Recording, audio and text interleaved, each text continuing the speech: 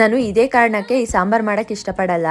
Hi ಎಲ್ರಿಗೂ ನಮಸ್ತೆ, welcome to my mini vlog. ನಿನ್ನೆ ನೈಟ್ ಇಂದಾನೆ ವ್ಲಾಗ್ ಮಾಡ್ತಾ ಇದ್ದೀನಿ. ಫ್ರಿಜ್ ಕ್ಲೀನ್ ಮಾಡಿ ಒಂದ್ 3 ತಿಂಗಳು ಮೇಲೆ ಆಗಿತ್ತು. ಫ್ರಿಜ್ ಒಳಗಡೆ ತರಕಾರಿ ಒಂದ್ಬಿಟ್ಟು ಇನ್ನೇನು ಇಡ್ತಾ ಇರ್ಲಿಲ್ಲ, ಅದಕ್ಕೋಸ್ಕರ ಕ್ಲೀನ್ ಮಾಡ್ಕೊಂಡಿರ್ಲಿಲ್ಲ. ಗ್ಲಾಸಸ್ ಎಲ್ಲ ತೊಳ್ಕೊಂಡು ನೀಟಾಗೆಲ್ಲ ಜೋಡಿಸ್ಕೊಂತಾ ಇದ್ದೆ, ಅದಕ್ಕೋಸ್ಕರ ತುಂಬಾನೇ ಲೇಟ್ ಆಯ್ತು. ಈ ತರ ಮನೆ ತುಂಬಾ ಅನ್ಕೊಂಡಿರೋದ್ ನೋಡಿ ನಮ್ಮನೆಯವರು ಏನು ಅಡ್ಗೆ ಮಾಡ್ಬೇಡ ಅಂತ ಝೊಮ್ಯಾಟೋದಲ್ಲಿ ಬುಕ್ ಮಾಡಿದ್ರು. ವೆಜ್ ಬಿರಿಯಾನಿ ಹಾಗೆ ಒಂದು ಬರ್ಗರ್ ಬುಕ್ ಮಾಡಿದ್ರು. ಊಟ ಮುಗಿಸ್ಕೊಂಡು ಇನ್ನು ಸ್ವಲ್ಪ ಕೆಲಸ ಆಯ್ತು, ಅದನ್ನೆಲ್ಲ ಮುಗಿಸ್ಕೊಂಡು ಬೆಳಗ್ಗೆಯಿಂದ ವ್ಲಾಗ್ ಕಂಟಿನ್ಯೂ ಮಾಡ್ತಾ ಇದ್ದೀನಿ. ಅಪರೂಪಕ್ಕೆ ಇವತ್ತು ನಮ್ಮನೆಯವರು ಅಡ್ಗೆ ಮನೆಯಲ್ಲಿ ಕಾಣಿಸ್ಕೊಂತಿದ್ದಾರೆ. ಕಡಲೆ ಬೀಜ ಉರಿಯಕ್ಕೆ ಅಂತ ಕೊಟ್ಟಿದ್ದೆ. ತಿಂಡಿಗೆ ಇವತ್ತು ಅಕ್ಕಿ ರೊಟ್ಟಿ ಮತ್ತೆ ಚಟ್ನಿ ಮಾಡ್ಕೊಂಡಿದ್ದೆ. ತಿಂಡಿ ಮುಗಿಸ್ಕೊಂಡು ಮತ್ತೆ ಮಧ್ಯಾಹ್ನದಿಂದ ಟೌನಿಗೆ ಹೋಗ್ಬೇಕು ಅಂತ ರೆಡಿ ಆಗಿದ್ದೆ. ಊರಲ್ಲಿ ಹಬ್ಬ ಇದೆ, ಹಬ್ಬಕ್ಕೆ ಬಟ್ಟೆ ತಗೊಳ್ಳೋದಿಕ್ಕೆ ಅಂತ ಬಾವ ಮತ್ತೆ ಅಕ್ಕ ಬಂದಿದ್ರು. ಫಸ್ಟ್ ಶಾಪಿಂಗ್ ಹೋಗಿ ಬಟ್ಟೆ ತಗೊಂಡು ಆಮೇಲೆ ನಾವು ವಿಶಾಲ್ ಮಾರ್ಟಿಗೆ ಹೋದ್ವಿ. ಅಲ್ಲೂ ಕೂಡ ಶಾಪಿಂಗ್ ಮಾಡ್ಕೊಂಡು ಒಂದ್ ಚೈನ್ ಎಕ್ಸ್ಚೇಂಜ್ ಮಾಡ್ಬೇಕಾಗಿತ್ತು, ಅದಕ್ಕೋಸ್ಕರ ಚಿನ್ನ ಬೆಳ್ಳಿ ಅಂಗಡಿಗೆ ಹೋದ್ವಿ. ಹೊಸ ಚೈನೇ ತಗೊಂಡೋಗಿದ್ರಿಂದ ನಾವೇನ್ ಎಕ್ಸ್ಚೇಂಜ್ ಮಾಡೋದಿಕ್ಕೆ ಹೋಗ್ಲಿಲ್ಲ. ಇನ್ನೂ ಸ್ವಲ್ಪ ಬಟ್ಟೆ ಶಾಪಿಂಗ್ ಇತ್ತು, ಅದನ್ನೆಲ್ಲ ಮುಗಿಸ್ಕೊಂಡು ಮನೆ ಕಡೆ ಬರ್ತಾ ಇದ್ವಿ. ಅಷ್ಟರಲ್ಲಿ ನಮ್ಮನೆಯವ್ರು ಕೂಡ ಬಂದ್ರು. ಇನ್ನೇನ್ ಪೆಟ್ರೋಲ್ ಬಂಕ್ ಸ್ವಲ್ಪ ದೂರ ಇತ್ತು, ಅಷ್ಟರಲ್ಲಿ ಪೆಟ್ರೋಲ್ ಖಾಲಿ ಆಗೋ ತರ ಬಂತು. ಇವತ್ತು ಪೆಟ್ರೋಲ್ ಮುಂಚೆನೆ ಖಾಲಿ ಆಗಿದ್ರೆ ಗಾಡಿ ತಳ್ಳೋ ಪರಿಸ್ಥಿತಿ ಬರ್ತಾ ಇತ್ತು. ಕರೆಕ್ಟ್ ಆಗಿ ಪೆಟ್ರೋಲ್ ಬಂಕ್ ಹತ್ರನೇ ಖಾಲಿ ಆಯ್ತು. ಅಲ್ಲಿ ಪೆಟ್ರೋಲ್ ಹಾಕಿಸ್ಕೊಂಡು ಮನೆಯಲ್ಲಿ ನೀರ್ ತರೋ ವಾಟರ್ ಬಾಟಲ್ ಒಡೆದೋಗಿತ್ತು, ಅದಕ್ಕೋಸ್ಕರ ಹೊಸ ಬಾಟಲ್ ತಗೊಂಡು ಮನೆ ಕಡೆ ಬಂದ್ವಿ. ನೈಟ್ ಊಟಕ್ಕೆ ಅಡ್ಗೆ ಮಾಡ್ಕೊಂತಾ ಇದ್ದೆ. ಬೆಂಡೆಕಾಯಿ ಸಾಂಬಾರ್ ಮಾಡೋಣ ಅಂತ ಹುರ್ಕೊಂತಾ ಇದ್ದೆ. ನಾನಂತೂ ಬೆಂಡೆಕಾಯಿ ಸಾಂಬಾರು ಅಪರೂಪ ಮಾಡೋದು. ನಮ್ಮನೆಯವರು ಬೆಂಡೆಕಾಯಿ ಸಾಂಬಾರ ಅಷ್ಟೇನ್ ಇಷ್ಟಪಟ್ಟು ತಿನ್ನಲ್ಲ, ಅದಕ್ಕೋಸ್ಕರ ಮಾಡಲ್ಲ.